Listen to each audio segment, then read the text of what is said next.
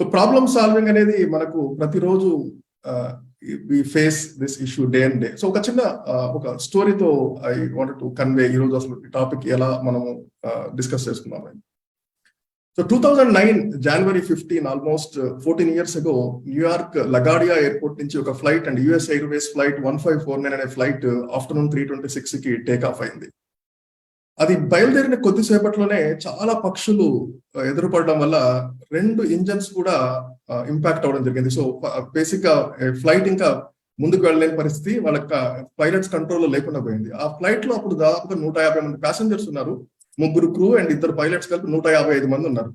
So వెంటనే pilot realise అయిపోయి వాళ్ళ ఎయిర్ ట్రాఫిక్ కంట్రోల్ కాంటాక్ట్ అవ్వడం జరిగింది.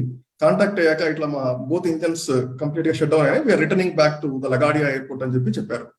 సో చెప్పగానే వాళ్ళు ఫ్లైట్ యూటర్న్ తీసుకున్నారు. రిటర్న్ అయ్యే సమయంలోనే డిస్కషన్ నడుస్తూ ఉంటుంది between air traffic control and the pilots. So వెంటనే పైలట్ చెప్తారు, మేము లగాడియా వరకు రాలేము, ఇంకా నియర్ బై వేరే ఏమైనా ఎయిర్పోర్ట్స్ ఉన్నాయో చూడండి అని చెప్తుంటారు. సో వాళ్ళు వేరే ఆప్షన్స్ ఇస్తూ ఉంటారు. ఈ డిస్కషన్ జరిగిన కొద్ది సెకండ్స్ లోనే పైలట్ చెప్తారు, నేను లగాడియా ఏ ఎయిర్పోర్ట్ కి వెళ్ళలేను, I'm going to land the flight in Hudson river అంటారు.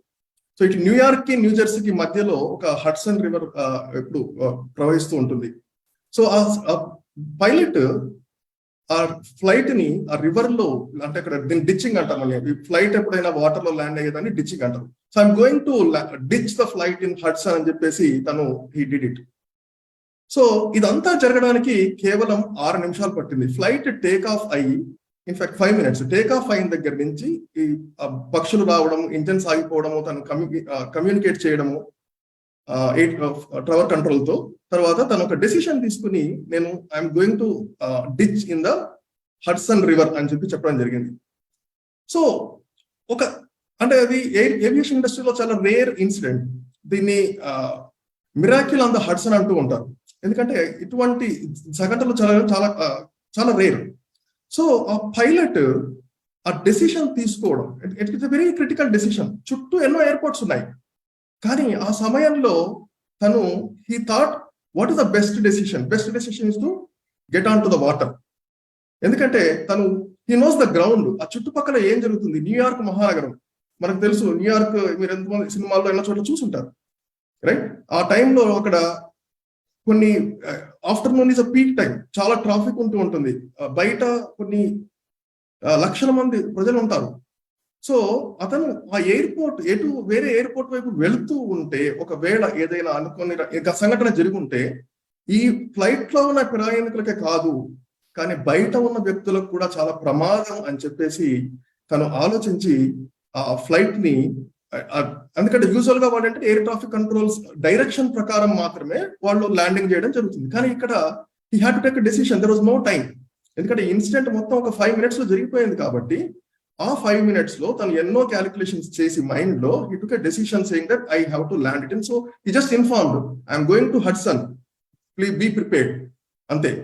సో ఆ 5 నిమిషాల్లో తీసుకున్న డెసిషన్, ఇన్ఫాక్ట్ అంటే మ్యాటర్ ఆఫ్ ఫ్యూ సెకండ్స్, ఆ డెసిషన్ అనేది 155 మంది వ్యక్తులని కాపాడింది. అక్కడ ఎవరు కూడా చనిపోలేదు, ఎందుకంటే it's very very difficult mission. కానీ తను ఒక చాకచక్యంగా ఆ ఫ్లైట్ ని ఆ వాటర్ లో దింపడం జరిగింది. సో అంటే ఇలా ఎలా పాసిబుల్ అవుతుంది? ఎందుకంటే మన జీవితంలో ఎన్నో ప్రాబ్లమ్స్ ఫేస్ చేస్తాం. చాలా సింపుల్ ప్రాబ్లమ్స్ ఉండొచ్చు, క్రిటికల్ ప్రాబ్లమ్స్ ఉండొచ్చు, డిఫికల్ట్ ప్రాబ్లమ్స్ ఉండొచ్చు. కొన్నిసార్లు మనం త్రుటిలో నిర్ణయం తీసుకోవాలి, తప్పదు, రైట్? ఎమర్జెన్సీ సిచ్యువేషన్స్ మనకి ఎన్నో వస్తూ ఉంటాయి. సో అలాంటి నిర్ణయాలు మనం తీసుకోవాలంటే మనకి ఎటువంటి స్కిల్స్ ఉండాలి, ఎటువంటి బ్యాక్గ్రౌండ్ ఉండాలి అనేది చాలా చాలా ఇంపార్టెంట్. సో ఇందాక మల్లేశం గారు చాలా చెప్పారు, మనం you have to have right mind set ఉండాలి. మనము కోపంలో ఉన్నప్పుడు డెసిషన్ తీసుకోకూడదు, హెల్త్ బాగాలేనప్పుడు డెసిషన్స్, నాకు తెలుసు అటువంటి డెసిషన్ తీసుకుంటే ఎలా అవుతుంది. బట్ డెసిషన్స్ అనేవి, ఇలాంటి ప్రాబ్లమ్స్ అనేవి మనకు చెప్పి రావు. సో మనం ఏ టైంలోనైనా కూడా ఒక ఫ్రేమ్ ఆఫ్ మైండ్ లో ఉండడం చాలా చాలా ఇంపార్టెంట్.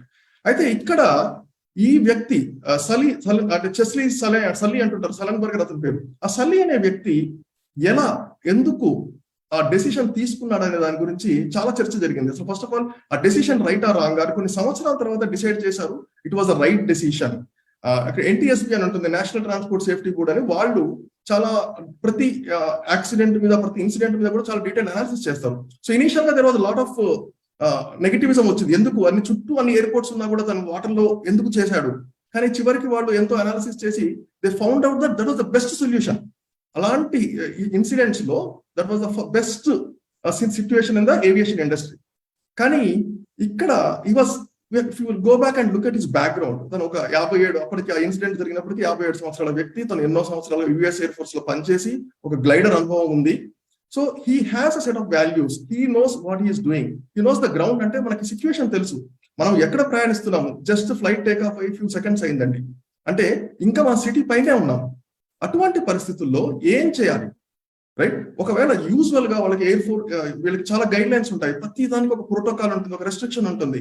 వాళ్ళు యూజువల్ గా ఒక ఇంజన్ ఆగిపోతే ఏం చేయాలి, 2 ఇంజన్లు ఆగిపోతే ఏం చేయాలి, there are lot of guideline. కానీ అక్కడ వాళ్ళున్న సిచ్యువేషన్ ఏంటంటే వాళ్ళు జస్ట్ టేక్ ఆఫ్ అయ్యి విత్ ఇన్ 1 కిలోమీటర్ హైట్ కూడా రీచ్ అవ్వలేదు. అటువంటిప్పుడు అసలు ఏవియేషన్ ఇండస్ట్రీ వాళ్ళు ఎక్స్పెక్ట్ చేయలేదు, ఎటువంటి ప్రోటోకాల్స్ ప్రొవైడ్ చేయలేదు, వాళ్ళకున్న గైడ్ లైన్స్ అన్ని కూడా అక్కడ పనిచేయవు. So then he had to take his own decision within a matter of few second. So ఈ ప్రాబ్లమ్ సాల్వింగ్ అనేది ఇందాక మనం డిస్కస్ చేసినట్టు it is more like decision making is nothing but problem solving. ఏ problem solve చేయాలన్నా మనము ఒక decision అనేది తీసుకోవాలి. That is what is most important. So చాలా కీ ఫ్యాక్టర్స్ ఉంటాయి ఇందులో. సో చాలా రీసెర్చెస్ ప్రకారము an average adult takes 35,000 decisions every day. అంటే ప్రతి గంటకి కూడా మనం దాదాపుగా, అంటే మనం నిద్రపోయే సమయాన్ని తీసేస్తే every 1 hour we take 2000 decisions. అందులో 33 డెసిషన్స్ పర్ మినిట్, అంటే 2 seconds ఒక డెసిషన్ తీసుకుంటాం. నేను ఈ స్టేట్మెంట్ కంప్లీట్ చేసే దాదాపుగా మీరు 5-6 డెసిషన్స్ తీసుకుండొచ్చు, రైట్? సో మీరు పొద్దున్నే 7 o'clock ఇందులో జాయిన్ అవ్వడం ఒక డెసిషన్, జాయిన్ అయిన తర్వాత వింటున్నారా లేదా ఒక డెసిషన్, వినేవాళ్ళు అబ్జర్వ్ చేస్తున్నారా, నోట్ చేసుకుంటారా ఒక డెసిషన్, అది నేర్చుకుంది మనం ఏం నేర్చుకుంటున్నాం. These are all decisions. Every second what you do is a decision. ఇందులో మనం ఎన్నో అన్కాన్షియస్ డెసిషన్స్ తీసుకుంటాము. There are few hundreds of conscious decisions, but majority of them are unconscious decisions. So ఆ అన్కాన్షియస్ డెసిషన్స్ తీసుకోవడం మీద మన life అనేది impact అవుతుంది.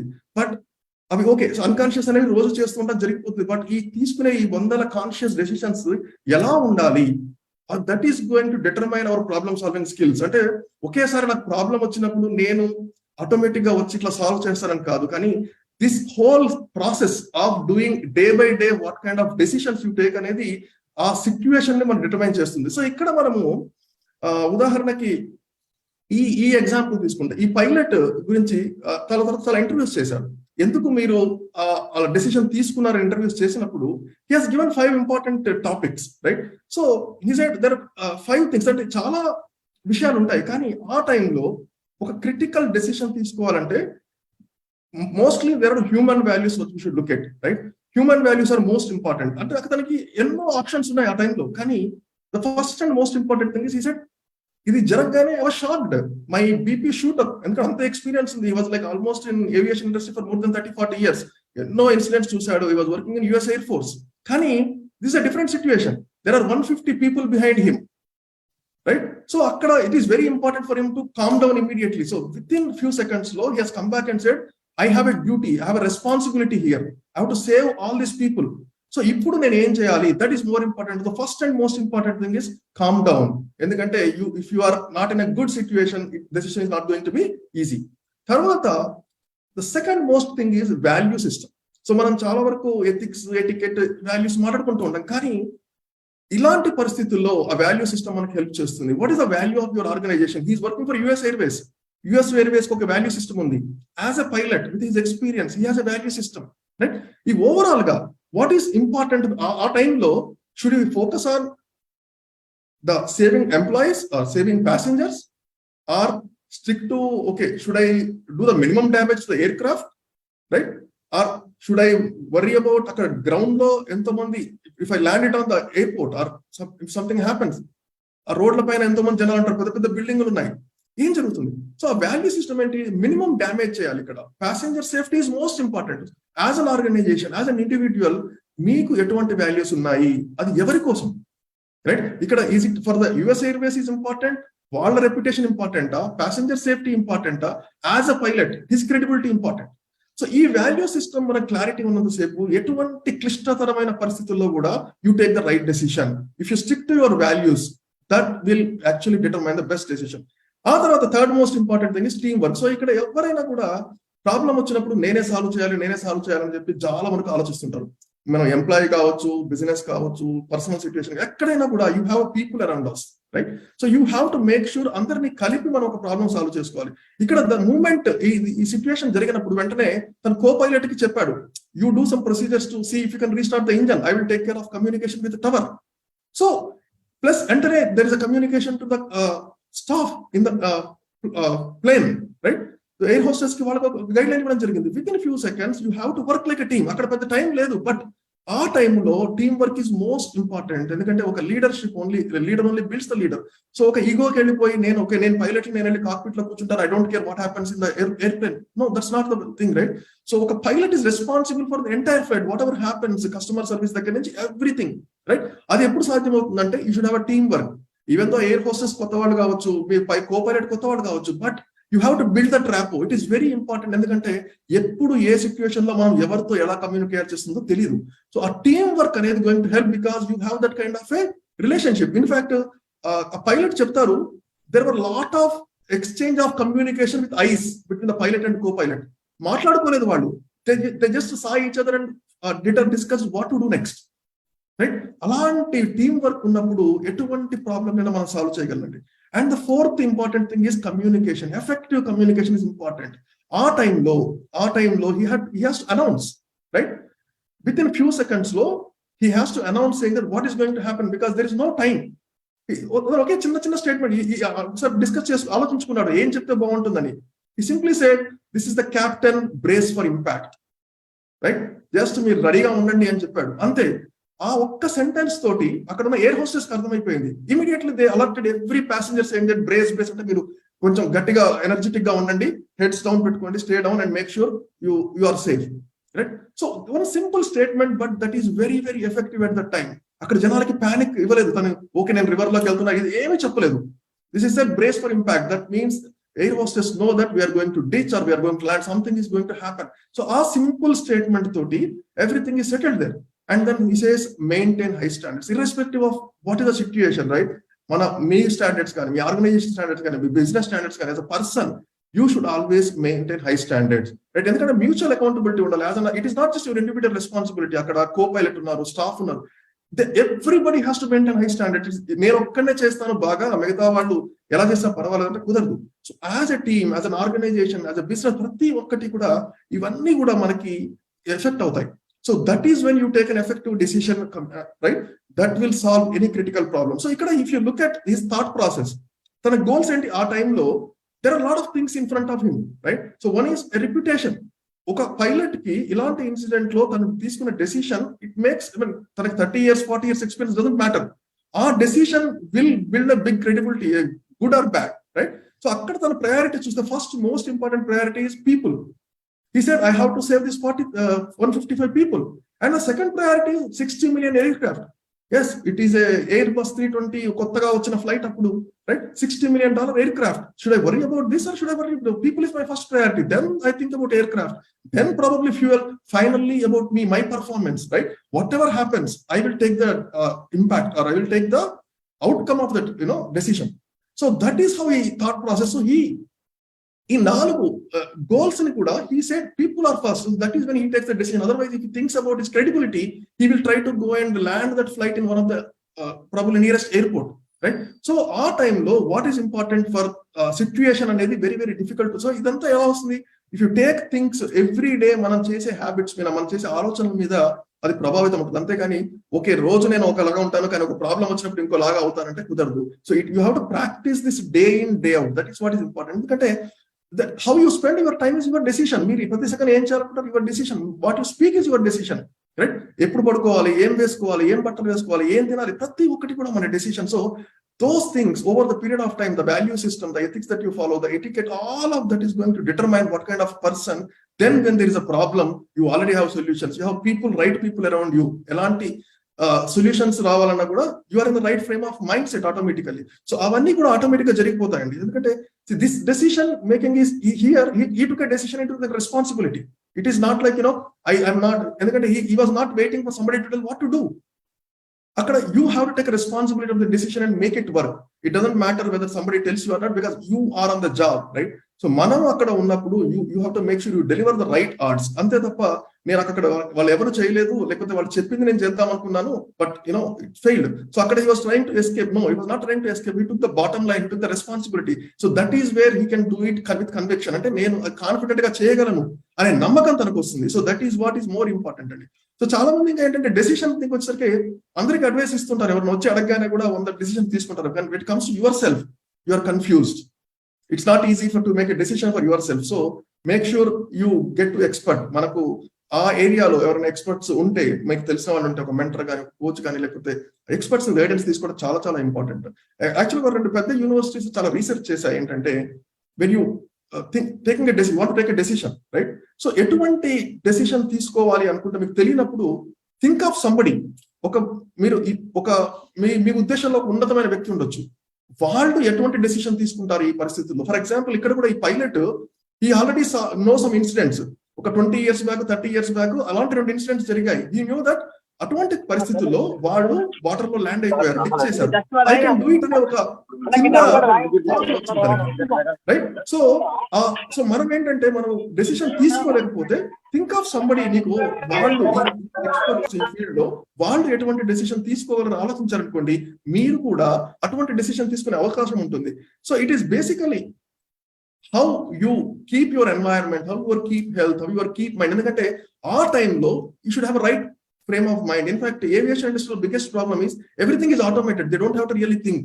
Flights అన్ని అలా వెళ్ళిపోతూ ఉంటాయి.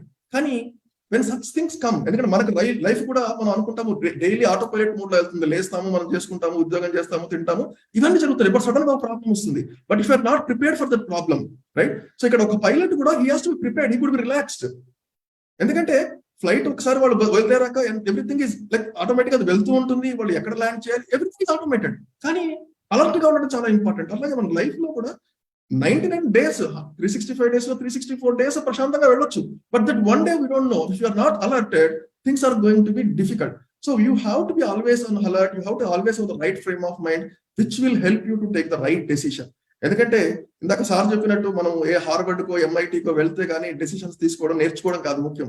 సో ఈ మర్యాద రామన కథలు కానీ, మన అక్బర్ బీర్బల్ కథలు కానీ, ఇవన్నీ వాటి తెనాలి రామకృష్ణ ఇవన్నీ చూస్తే కూడా every episode is like thought provoking.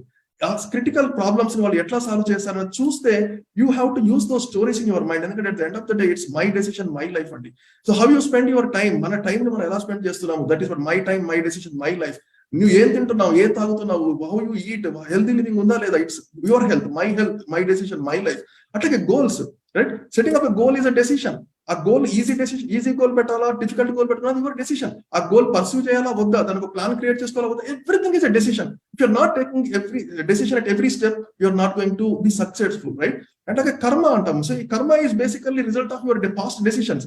మనం తీసుకున్న డెసిషన్ ఒక రిజల్ట్ ఈస్ నథింగ్ బట్ కర్మ. ఈ రోజు మనం ఏం చేస్తున్నాం అనే దాని మీద రేపు ఆధారపడి ఉంటుంది. So it's like your karma, my decision, my life. And అట్లాగే skill development, whatever it is, right? మనం my skills, my decision, my life. So మనం ఏం మాట్లాడుతున్నాము దాన్ని బట్టి మన జీవితం ఆధారపడి ఉంటుంది. It's like my speech, what I'm going to speak. So that is my decision and my life will depend on that, right?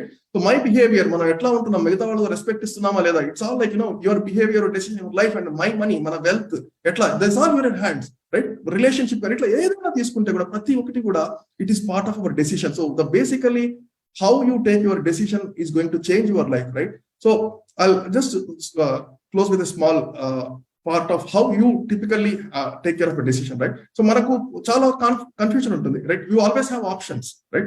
Unna options ni evaluate cheskuni, you shortlist cheskuni, then you do some thoughtful checking, like or check with experts or seek guidance. Adu cheskunna tarvata one of the thing that people don't really check is ROI. దాని వల్ల return of investment కానీ, return of time investment కానీ చాలా మంది evaluate చేయరు. అది చేసుకున్నాక మళ్ళీ ఒక్కసారి ఆప్షన్స్ చూస్ చేసుకుంటే then that is when you can take the right decision. So ఈ డెసిషన్స్ ఎట్లా ఉంటుందంటే ప్రతి దానికి కూడా మనకు 2 ఆప్షన్స్ ఉంటాయి. టాస్ వేసామనుకోండి, you always have option of heads or tails, right? So మనము హెడ్స్ చూస్ చేసుకుంటామా, టైల్స్ చూస్ చేసుకుంటామా అనేది మన చేతుల్లో ఉందా, లేకపోతే పక్క వాళ్ళు చూస్ చేసుకున్నాక మిగిలేదు మీరు చూస్ చేసుకుంటారా అనేది, that is your decision. So that is the power of decision and every decision counts. So మిత్రులారా, ప్రతి ఒక్కటి కూడా మనం చేసే ప్రతి క్షణం కూడా, ప్రతి క్షణం, అనుక్షణం, మరుక్షణం ఏదైనా కూడా it is in your hands. How what you want to do is your decision. So basically The decision is very, very critical, and every decision counts. Thank you so much for this wonderful opportunity, sir. I think within a short span of time, I just wanted to convey this with a short story. Thank you. Thank you, sir.